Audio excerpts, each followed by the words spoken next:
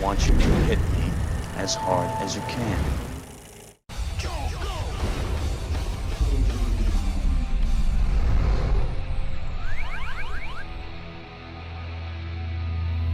Well, friends, a brand new decade of awfully good movies has officially begun, and the 2020s has kicked off in appropriately explosive fashion, with the long-awaited reunion of Will Smith and Martin Lawrence, who once again patrol the streets of Miami to take down drug-running scumbags and blow a lot of shit up along the way, in Bad Boys for Life. And with the third Bad Boys garnering surprisingly good reviews and kicking box office ass, it's evident that the chemistry between detectives Lowry and Burnett remains just as hilarious as ever, even without the help of Michael Bay.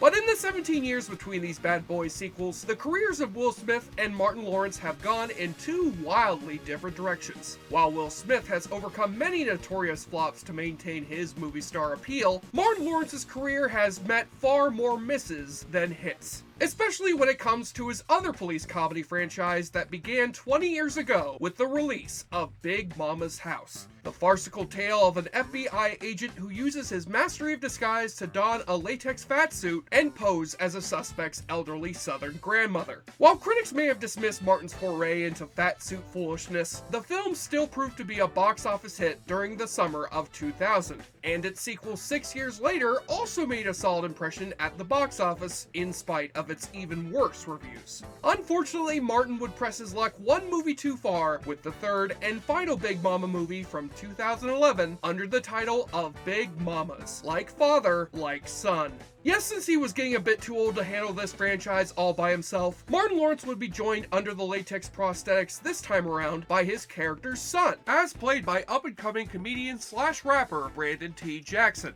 fresh off of his breakthrough performance chastising a black-faced Robert Downey Jr. in Ben Stiller's acclaimed Hollywood spoof, Tropic Thunder. Unfortunately, having two Big Mommas in one movie would not breathe new life into this stale franchise, as the third film would underwhelm at the box office and be overwhelmingly hated by the critics, with the film's failure keeping Martin Lawrence away from the big screen for the next 8 years. But since the new Bad Boys movie has given a much-needed jumpstart to Martin's career, let's find out how the final installment of his other cop comedy franchise nearly killed that career off. Besides, his fellow bad boy Will Smith also knows how it feels to almost kill your career after doing a movie where you dress up and drag. But at least Big Willie learned from his mistake and never dressed up as a lady for a movie ever again.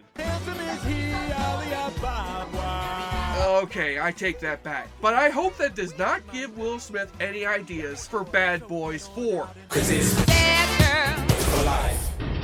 What you gonna do when they come for you? Well, I'd recommend you should probably take one last swig of whiskey before heading off to jail for your crimes against the awfully good drinking game. Take a double shot as the film opens with Martin Lawrence in hot pursuit of a mailman played in a cameo role by Ken Jeong. You will not get your mail till I get to your house! Because after The Hangover came out, it was apparently a law to have Dr. Ken pop up in every other shitty comedy during the 2010s. I tell ya, enough is getting out! So Martin is once again playing the role of FBI agent Malcolm Turner, as he uses his powers as a police officer to get today's mail early from the mailman, since Malcolm is eagerly awaiting to find out whether his teenage stepson has been accepted into his stepdad's alma mater of Duke University. I got your mail right here. Duke University! Booyah! Come here! Sure, it makes total sense for a cop to abuse his police privileges to beat a mailman's ass instead of patiently waiting for his mail like everybody else. But what the hell, is Martin Lawrence replacing Nicolas Cage as the new bad lieutenant? You're the fucking reason this country's going down the drain! And although Malcolm's stepson Trent may be returning here from the first two movies, albeit played by a different actor, the same will not be said for Trent's mother, Sherry, played in the first two films by Nia Long, who is written out of the third movie in hilariously lazy fashion. I need to speak to my wife, Sherry.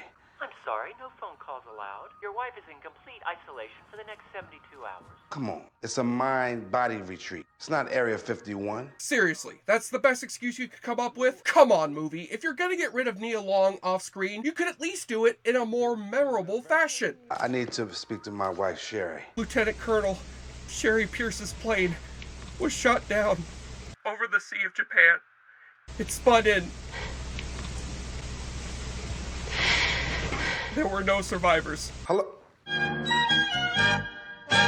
So Malcolm instead tracks down his stepson to tell him the big news, only to find that Trent is busy performing a rap concert under his hip-hop alter ego of The Prodigy.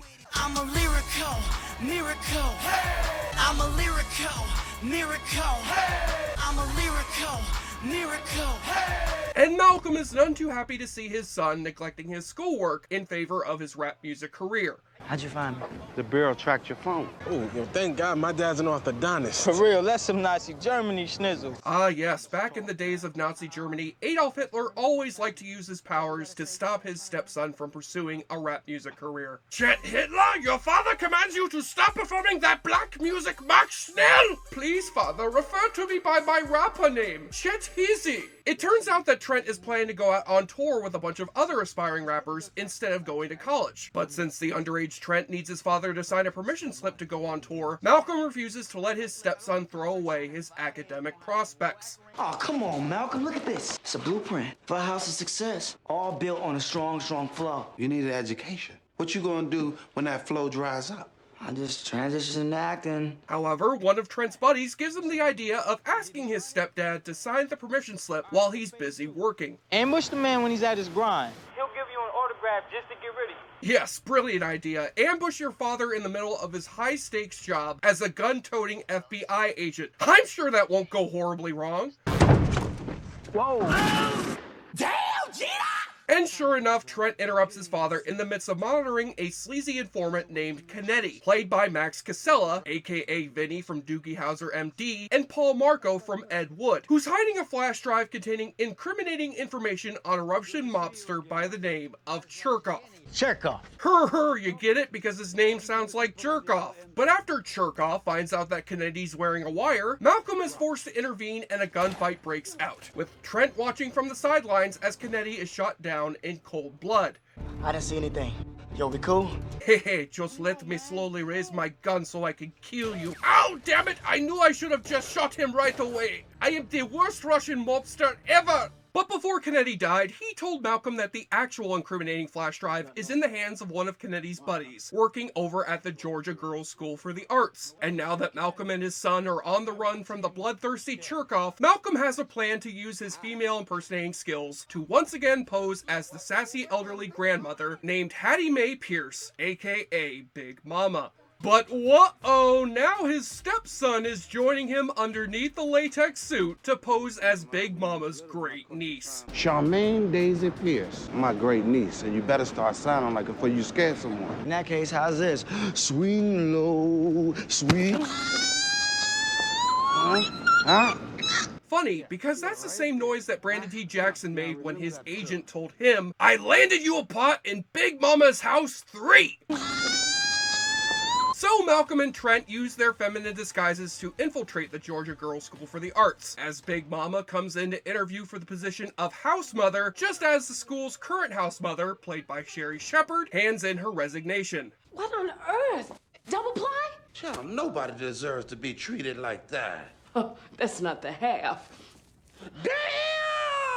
Yes, Sherry's fellow co-hosts on The View were not lenient with her after that whole flat earther controversy of hers. Hey, Barbara Walters does not hesitate to scalp a bitch. And with the newly hired Big Mama enrolling her niece into the art school, the school's dean can now introduce Big Mama and Charmaine to the school's diverse array of students. First we have Mia, the enthusiastic acting student who's trying to balance her studies with her up and down romance with an asshole jock named Delante. Delante just dumped me. I thought if I looked different, Delante would fall back in love with me. Then we have Haley, the sweet-hearted music student whom Trent recognizes from attending his concert earlier in the film. You that hot girl from the promenade. I'm sorry? And finally, there's Jasmine, the bitchy and blonde ballet student who abuses her popularity as the school's token mean girl. I call the shots around here. But before Malcolm and Trent can blend in with these girls, Charmaine must first demonstrate her talents in front of the class, and Trent sees an opportunity to show off his rap skills under the guise of his female persona. So what'll it be, Charmaine? I'm a rapper. Give me a beat. All my girls in the spot, you know what's up. Just chilling in the cab for some laughs and stuff. Damn, the science is too tight. But just as it seems as though Charmaine is about to choke, Haley comes in with her piano skills to turn this rap into a full-fledged musical number.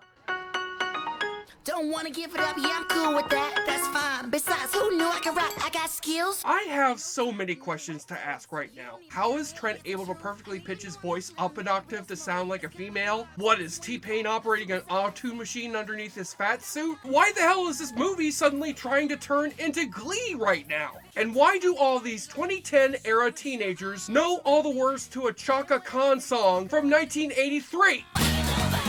Nobody. Please, Martin Lawrence, give us a stupid pratfall and end this madness right now! Oh. Well, I hope you're happy, kids. Big Mama is now paralyzed from the waist down. Your smooth moves just ruined this poor woman's life. Ain't nobody. But more so than Glee, this movie steals from the classic film that kicked off the man in drag comedy genre all the way back in 1959, Billy Wilder's Some Like It Hot. You've got two guys who are fleeing from some angry mobsters by dressing themselves up like women and infiltrating a group of all-female musical artists, with one of the men taking off his drag disguise to pursue a romance with one of the musicians, while the other guy is pursued by wannabe Lothario, who doesn't know that she is actually a he. And in this movie, that Lothario would happen to be the school's security guard named Curtis Cool. Well, I'm Curtis Cool. I'll make the ladies drool. Played here by comedian Faison Love in a role which is strangely uncredited in the film's credits, despite this role being fairly significant to the story. God, I forgive you for the 90s. Thank you, Jesus, for now. Think about that. Faison Love was perfectly fine with being credited for his work in Who's Your Caddy, but was too ashamed to take credit for Big Mommas, like father, like son. In the words of the great master, Mama said knock you out. But while Faison at least tries to keep his dignity intact, the same can't be said for Martin Lawrence, whose comedic material is so desperately unfunny here that the only laughs you're gonna have are from looking at the horrified faces of the actors reacting towards his jokes. We used to go down to Kentucky Fried Chicken and lick other people's fingers because we couldn't afford the chicken, and you know all the grease from the chicken. We like, you know, clank, clank, clank, clank. I love that beat.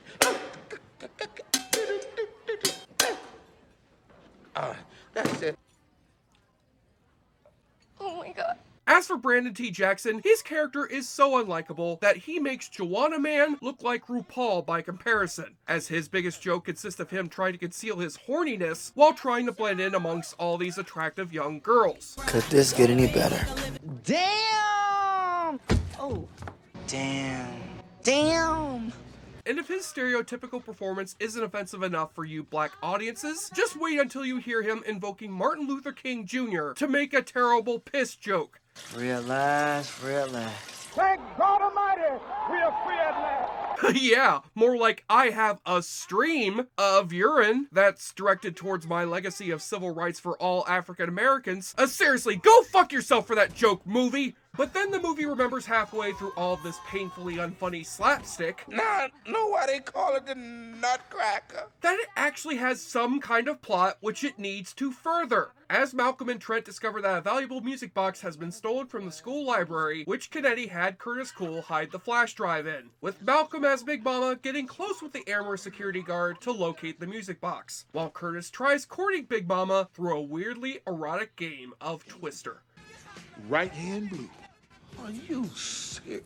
Come to Papa. That's right, Faison Love is about to show her his 6 inches of ribbon curls. That's impossible. 6 inches. Left hand green. Looks like we all out of green. Game over. I got your green. Sit on my face and tell me that you love me. Oh, hell no! Okay, I'll admit, that did make me laugh. Now that was a oh hell nah that Will Smith would have been proud of. Meanwhile, Trent takes off his Charmaine costume in order to pose as Charmaine's male cousin and go out on a date with Haley, with Trent helping Haley compose a duet for her to perform at the school's upcoming talent showcase. You know, tomorrow night's the showcase, and that's my best shot at getting a scholarship for composition. Without a scholarship, I'm out. Well, alright then. Let's hear what song these two come up with.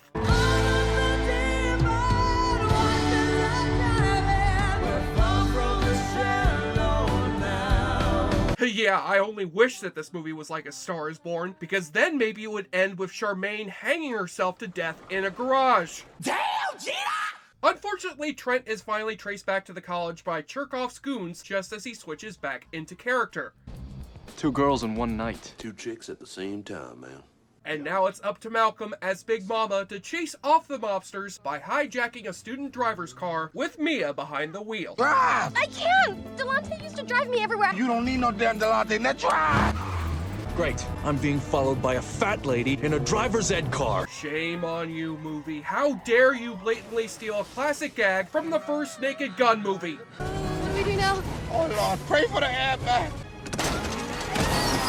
Oh, and now we're stealing car stunts from the Fast and the Furious? Not gonna work, Big Mama. That franchise is stupid enough as it is. And right before the girls are set to perform in the Big Talent Showcase, Jasmine confesses to Big Mama that she forced Haley to steal the music box from the library. She wanted to be a diva so bad, I told her she could be if she stole the music box. But before Malcolm and Trent can retrieve the flash drive, Trent has to help Haley perform their duet together, even while he's still dressed up as Charmaine, only for him to accidentally give away his secret identity near the end of the song. I need you, Haley, to be my baby. Oh my god. You were Lena Waithe the entire time! Come, listen. That was for your terrible performance in Ready Player One! And so the film's quote-unquote thrilling climax inside the school library plays out exactly the way you think it would. Big Mama jumps out of the way of the gangsters' bullets even while wearing a 100-pound fat suit and tries distracting the thugs by feigning a Fred Sanford-esque heart attack. Like Fred Sanford say, I'm coming to join you, Elizabeth. Before Cherkov finally corners all 3 of our heroes so he could take back the incriminating flash drive. Very good, Agent Turner. Took me a while to figure out. Then I remember. You're the master of disguise. Oh god, you're telling me that Martin Lawrence was actually Dana Carvey as the master of disguise this entire time? Am I not turtly enough for the Turtle Club? But Malcolm and Trent use the dance moves that they learned together earlier in the film to defeat Cherkov's thugs. God, I wish I were kidding about that. And Cherkov prepares to jerk them off. Kill them off. Wait. Holy shit! Officer Carl Winslow is here just in time to save our heroes' lives. And nah, I'm just kidding. It was Curtis Cool. My name is Curtis Cool, and I just fried this fool. So now that Cherkov is off to jail, Malcolm rewards his son by agreeing to sign his tour contract, only to find that Trent has changed his mind about attending Duke University. I'm going to Duke. Study music.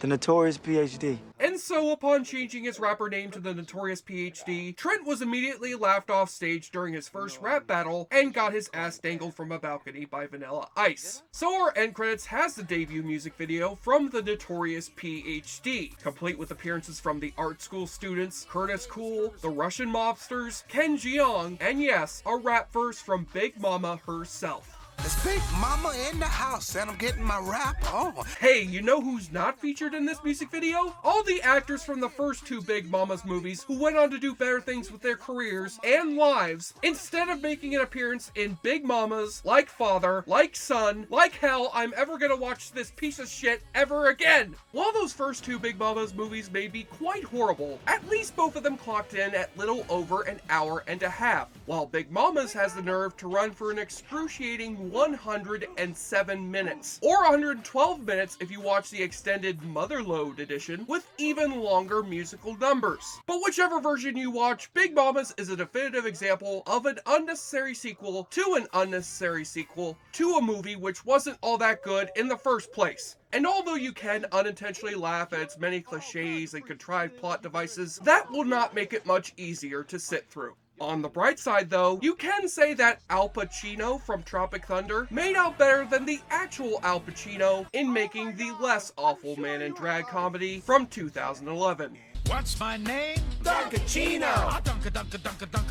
Chino. You dumb motherfuckers! You know what you did?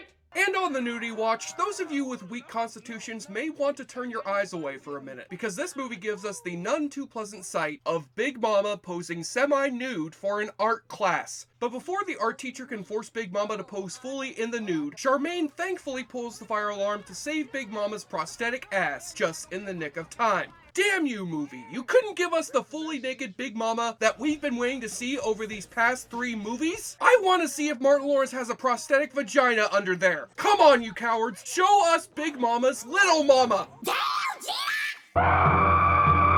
On the enjoyableness continuum scale from Bull to Bruce, Big Momma's Like Father, Like Son proves that Jack Black didn't make the worst man in drag comedy amongst his Tropic Thunder castmates, and sticks a gun underneath its prosthetic fatsuit to fire off a 2 out of 10. Here's hoping that Martin Lawrence doesn't follow up Bad Boys for Life by starting production on Big Momma vs. Shanae, Drag of Justice. I'm Jesse Shea for JoBlo.com, and although Brandon T. Jackson claims that his career was cursed by God after doing this movie for dressing up as a woman, everything went wrong when I put on that dress. He should be happy to know that the Lord has finally gotten even with Robert Downey Jr. for dressing up in blackface. What a wonderful world. You in full retard, man. It's Big Mama in the house, and I'm getting my rap on. Don't think I can't hang a party all night long. Now, I ain't here, preacher. You know how Big Mama be. Now, give it up for my man, Prodigy.